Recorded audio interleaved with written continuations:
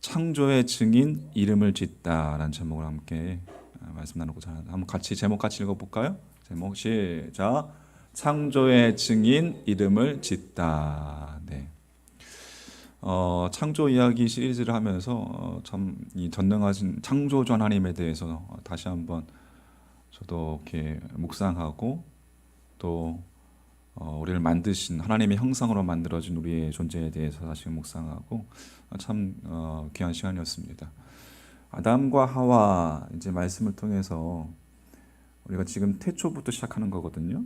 우리가 에덴 동산에서 있었던 일들, 또 하나님께서 왜 선악과를 만드셨는지에 대한 것들들, 이런 것들도 우리가 한번 묵상하면서 생각하면서 은혜를 나누는 시간 됐으면 좋겠습니다. 김춘수 시인의 꽃이라는 시가 있죠. 내가 그의 이름을 불러주기 전에는 그는 다만 하나의 몸짓에 지나지 않았다. 내가 그의 이름을 불러주었을 때 그는 나에게로 와서 뭐가 되었다? 꽃이 되었다. 예. 김춘수 시인의 꽃 첫 그 소절입니다. 우리나라 시인들이 이제 좋아하는 시 가운데서 꽃이라는 시가 당연 1위를 하기도 했죠. 시인들이 좋아하는 꽃은 왜 시인들의 가슴을 그토록 이 꽃이라는 시를 애송할 수 있도록 그렇게 만들었을까? 이름을 불러준다는 것, 이름을 불러준다는 것은 여러분 깊은 의미를 담고 있습니다. 들판에 이렇게 널려 있는 수많은 꽃들, 바람이 불면 그저 하나의 흔들리는 몸짓에 불과하죠. 하지만 내가 이름을 불러주는 순간, 이름을 붙이는 순간 그 꽃은 수많은 꽃 중에 하나가 아니라 나와 꽃과의, 너와 나와의 관계를 이어주는 의미 있는 존재가 되는 것이에요. 그러니까 이름을 불러주면 서로가의 관계가 시작되는 것이죠. 하나님께서 흙으로 사람을 빚으시고 생기를 불어 넣으셨어요. 그래서 생영, 살아있는 영혼의 존재가 되었습니다. 생기를 불어 넣기 전까지 사람은 그저 티끌로 만들어진 존재일 뿐이었습니다. 흙더미 같은 먼지 덩어리, 티끌의 존재일 뿐이었죠. 이름을 불러준다는 것은 마치 그러한 티끌뿐인 먼지뿐인 그에게 호흡을 주는 것과 같은 것이라고 할 수가 있겠습니다. 호흡을 주는 것, 호흡하는 것. 하이데거는 언어는 존재의 집이라는 말을 했어요. 이 말과 형제인 구절이 있는데 이름은 존재의 집이다.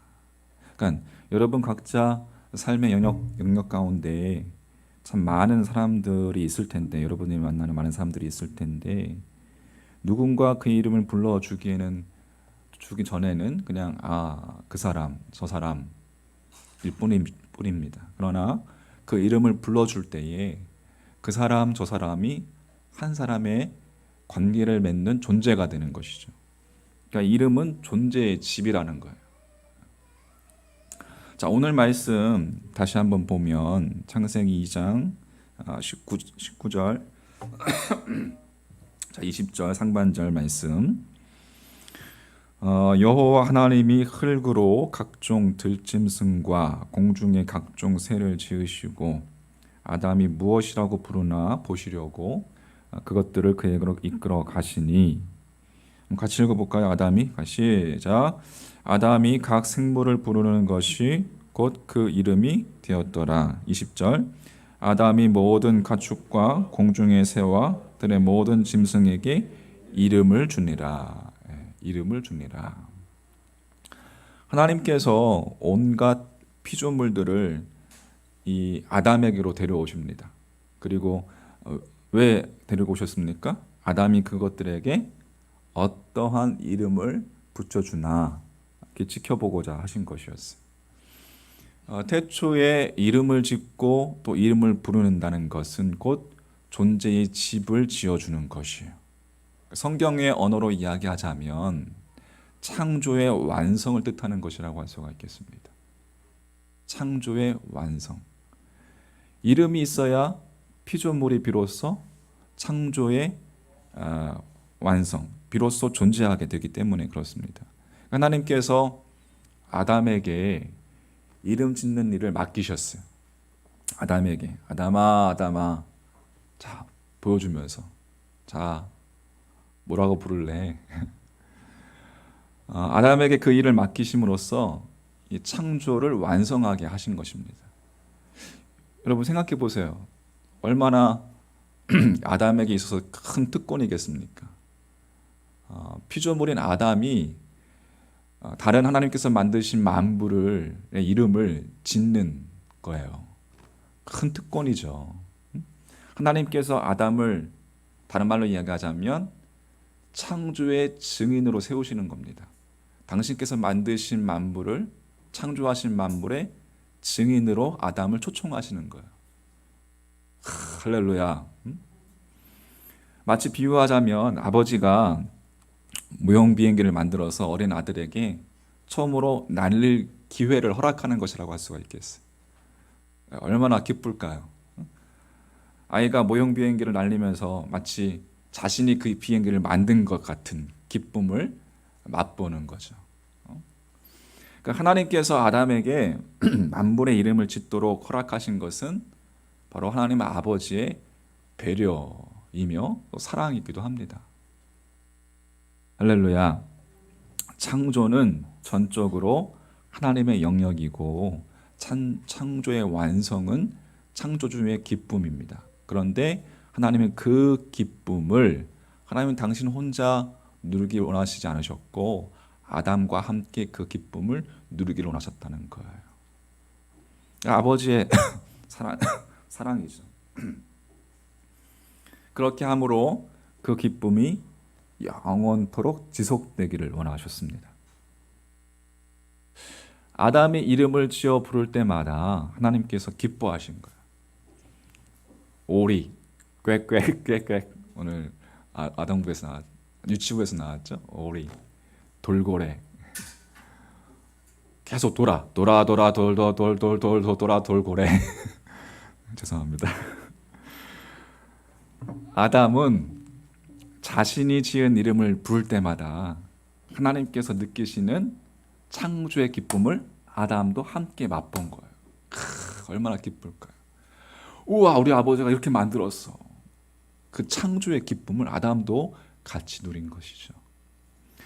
우리가 이름을 불러준다는 것이 얼마나 기쁜 일인지 여러분 아시겠습니까?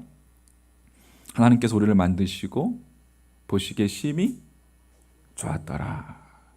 이 창조의 기쁨, 창조의 기쁨, 이 이름을 불러줄 때 그 속에 내포된 의미라고 할 수가 있겠습니다.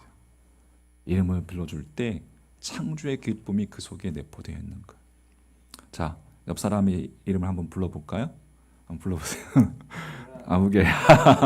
아무개님. 많이 안 불러봐서 쑥스럽죠. 하나님의 사람 누구님. 자, 물어볼게요. 창조의 기쁨이 느껴지십니까? 왜 이렇게 얼굴에 이름을 불렀으면 창조의 기쁨이 느껴져야 되는데 느껴지셔야 합니다. 하나님은 나의 이름을 불러주시며 기뻐하신다는 거예요. 누구야, 진호야 하시면서 하나님께서 기뻐하시는 거예요. 이름을 짓고 이름을 불러준다는 것, 그 창조의 완성에 내가 동참하는 것이고 창조의 주의 기쁨을 함께 누리는 특권인 거예요. 할렐루야.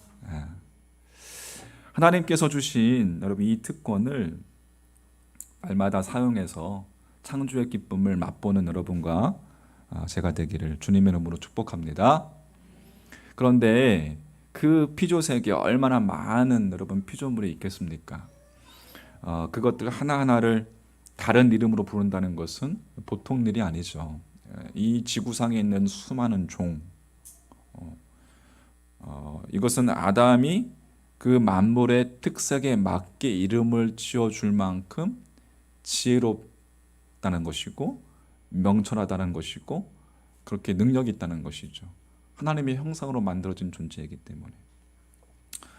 여하튼 이름은 존재의 본질을 드러내고 관계를 지향한다라는 것입니다. 다시 한번, 이름은 그 존재의 본질을 드러내고 관계를 지향한다. 그게 그 이름 속에 내포되어 있는 의미이며 특성이라고 할 수가 있겠죠. 창조주 하나님은 피조세계와 직접 관계를 맺고 계십니다. 하나님께서 우리를 부르시고 너는 내 것이다 라고 말씀하셔요. 이사야서 43장 1절 말씀에 보면 야곱아 부르시는 거예요. 야곱아, 너를 창조하신 여호와께서 지금 말씀하시느니라. 이스라엘아, 너를 지으신 이가 말씀하시느니라. 너는 두려워하지 말라. 내가 너를 구속하였고 내가 너를 지명하여 불렀나니 너는 내 것이라. 할렐루야. 땅속의 돌은 그저 돌멩이일 뿐이죠. 그러나 고고학자들에 의해서 발굴된 그 돌은 수천 년의 숨결이 깃든 유물이 되고 현재를 사는 우리들과 관계를 맺게 됩니다. 이름을 붙여줄 때. 마찬가지로 하나님께서 우리를 불러주시는 순간 우리가 하나의 몸짓에 불과하지만 우리가 하나님께서 우리의 이름을 불러주는 순간 하늘의 꽃으로 피어나는 것이죠. 하나님 내 이름을 불러주시고 내가 그 부름에 응답하는 순간부터 우리 인생에 새로운 빛이 임하게 되는 거예요. 새로운 빛이 찾아오는 거예요. 마치 폭풍우가 몰아치는 밤바다에서 등대를 찾았을 때 그 기쁨처럼, 그 허우적거리던 어두움이 가득한 그 밤바다에서 저만치 보이는 하나의 세미한 빛, 그 빛을 찾았을 때 그 기쁨이 얼마나 살았구나, 얼마나 큽니까? 우리 어두워진 인생 가운데 새로운 빛을 찾을 때 그 기쁨, 그것이 마치 우리를 부르신 그 부르심 앞에 응답하는 순간부터 그 기쁨이 우리 가운데 임하게 되는 것이에요. 시몬은 혈기를 제어하지 못하는 사람이었습니다. 그런데 예수님께서는 그를 보시고 이름이 뭐예요? 시몬 베드로. 베드로의 뜻이 뭡니까? 반석이죠. 반석. 갈대와 같은 이에게 반석이라는 이름을 주었어요. 요한복음 1장 42절. 데리고 예수께로 오니 예수께서 보시고 이르시되 내가 요한의 아들 시몬이니 장차 게바라 하리라 하시니라. 게바는 번역하면 베드로라. 예수님께서 그렇게 이름을 지어주며 불러주자 시몬은 하나님 나라의 반석의 역할을 잘 하게 됩니다.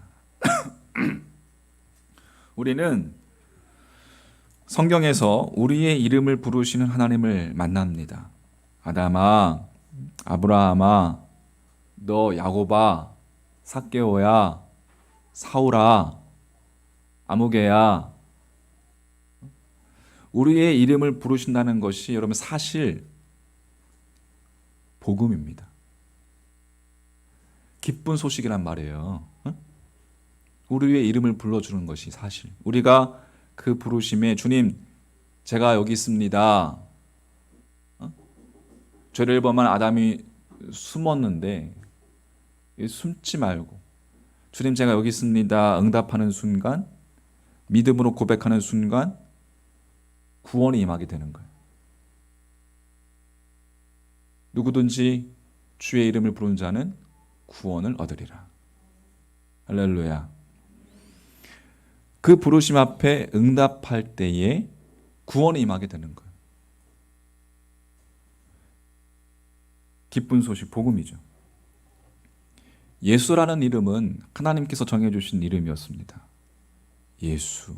그 뜻은 여호와는 구원이시라는 뜻이에요. 하나님께서 그 이름을 지어주신 것은 예수님께서 오신 목적이 하나님께서 언약하신 구원을, 약속하신 구원을 베푸시기 위함이라는 것을 보여주기 위함이었습니다. 그런데 여러분, 그 이름은 구약 시대에 이미 여러 모습으로 나타나 있었습니다. 모세의 후계자 여호수아 1장 또 12장에 나오는 여호수아, 모세의 후계자, 예수님의 조상 스룹바벨, 스바냐서에 나오는 대제사장 여호수아, 스가랴서에 나오는 하나님께서 그러니까 구약의 모든 인물들과 사건들을 통해서 상징적으로 예수님을 보여주고 계시지만 때로는 그 운적으로 같은 의미의 단어를 사용하도록 섭리하셨습니다. 그렇죠. 같은 이름, 예수라는 이름이 많았단 말이에요. 같은 이름, 같은 음운, 철수야, 영희야처럼. 광야의 모세를 보면 모세가 이스라엘 각 지파 중에서 한 명씩을 뽑아서 가나안 땅을 정탐케 한 자들 중에 이 이름이 있습니다. 민수기 13장 8절에 에브라임 지파에서는 눈의 아들 호세아요. 민수기 13장 16절에서는 모세가 눈의 아들 호세아를 여호수아라 칭하였더라. 그러니까 히브리 말로 호세아는 구원을 의미하는 거, salvation, 구원. 그리고 구약 성경의 여호수아는 신약 성경의 예수와 동일한 단어입니다. 그러니까 하나님의 사람 모세가 그리스도가 오시기 1500년 전에 이미 예수라는 이름을 사용했다는 것을 알 수 있는 것이죠.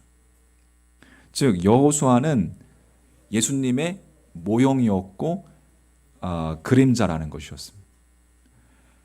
여호수아가 모세의 시대를 계승한 인물이죠. 마치 모세로 상징되는 것은 율법 시대입니다. 율법의 시대를 이어서 은혜의 시대를 연 것과 같습니다. 모세의 후계자 누구를 통해서? 여호수아를 통해서. 다시 말해 구약의 율법을 넘어서 은혜의 시대, 진리이신 예수 그리스도 그 이름, 여호수라는 그 예수 그리스도의 모형, 율법을 넘어 은혜와 진리로 이끌어갔던 것처럼 그런 의미에서 여호수아는 예수 그리스도의 모형인 거예요. 우리가 깨달을 수 있는 것은 주님은 역사의 벽을 뛰어넘어서 일찍이 주님 오시기 1500년 전에 모세와 여호수아 안에서 역사하셨고 예수님께서 구속사역을 완성하신 후 2000년을 훌쩍 넘은 오늘날 우리 안에서도 역사하시는 분이라는 사실입니다. 믿으십니까? 우리를 구속하신 예수님은 지금도 살아계셔서 우리와 동행하시는 분이라는 사실입니다. 할렐루야. 이 사실을 믿으시기를 주님으로 축복합니다. 그냥 머리로서만 이해하는 것이 아니라 여러분의 삶 가운데서 예수님과의 동행을 날마다 체험하시기를 주님의 이름으로 축원합니다.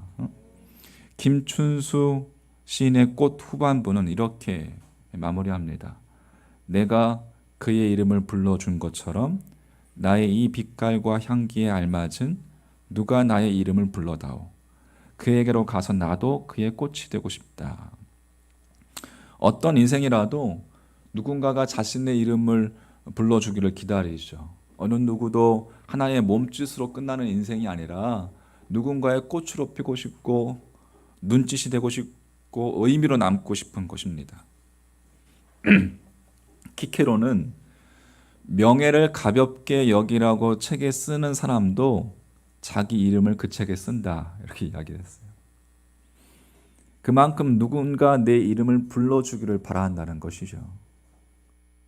누군가를 살리고 싶으면 먼저 이름을 불러주십시오.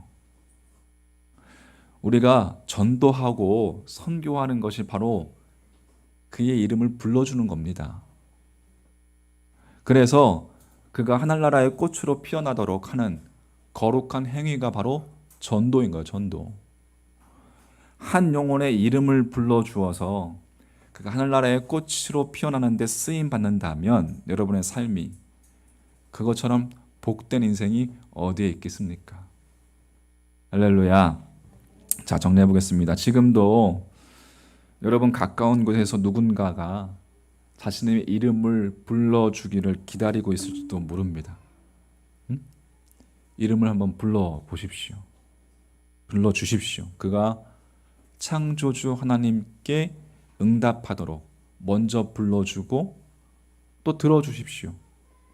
우리가 이름을 불러주며 그 사람의 존재의 집을 지어주며 창조에 지어줄 때에 창조의 기쁨이 그에게 임하게 될 줄 믿습니다. 할렐루야.